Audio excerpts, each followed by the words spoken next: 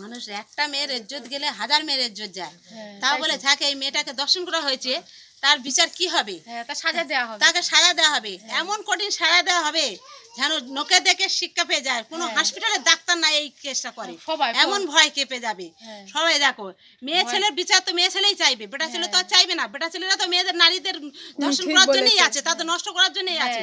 তাকে বিচার এমন বিচার কঠিন দিতে হবে, তাকে ধরে নিয়ে গেলে ছেলেরা সব জায়গায় ছেলেরা জানো এমন হয়ে যায় ভয় থেকে, তাদের যেন না কিছু মেয়েদের করে। আর মেয়েরা মেয়েদের যেন আমরা ডাক্তার না হতে পারি, আমরা তো মেয়ে ছেলে, আমরা তো নারী, তাদের বিচার যদি না চাইবো তা কারা চাইবে? মেয়ে ছেলে তো এমনি করতে হবে নাকি? এক জায়গায় হয়েছে এই গ্রামে এই বিচারটা, মানে মেয়েটার এমন কেস করেছে সব জায়গায় চলে গেছে, ইন্ডিয়া ভারত চলে গেছে, সবই দেখেছে, হসপিটাল বন্ধ।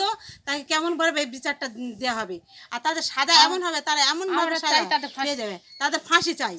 কিন্তু তাদের ফাঁসি এখন ফাঁসি উঠে গেছে ঠিক আছে, কিন্তু এমন কঠিন সাজা দিতে হবে। টাকাতে মুখ বন্ধ করলে হবে না। মমতা বলতে চাইছে কি হ্যাঁ টাকাতে মুখ বন্ধ করে দেওয়া যাবে, কিন্তু মমতার টাকায় কথা চলবে না তো। এই মেয়েটাকে এমন অত্যাচার করেছে, এই টাকা দিলে কি সব সমাধান হয়ে যায়?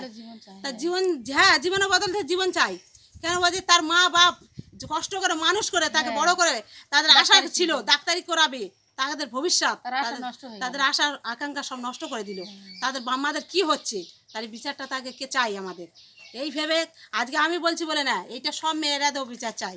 কেন মেয়ে ছেলের বিচার, আমি এই কথা সব সময় বলি, আজকের বলে বলছি না, যেখান থেকে শুনেছি আমি সাকে বলতে চাইছি ওই ছেলেদের এইরকম ভাবে দিতে হবে, যেরকম ভাবে করেছে। এত নষ্ট তাদের ভালো লাগে না।